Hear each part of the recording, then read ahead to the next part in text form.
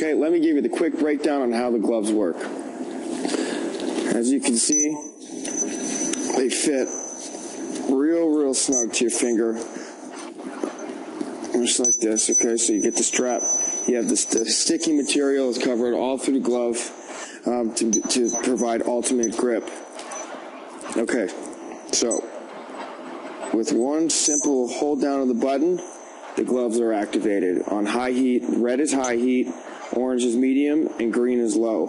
On high heat, it's up to 115 degrees Fahrenheit. Me personally, it's way too hot to keep on for more than 3 or 4 minutes, even in extremely cold temperatures. What I would do is keep it on high for maybe 5 minutes, then turn it to low. Your hands just instantly heat up through here, so you just simply hold it down like this to turn it off, and the heat is still trapped. Another 5 minutes pass, you want to turn it back on. My point being, it's very easy to turn this on and off.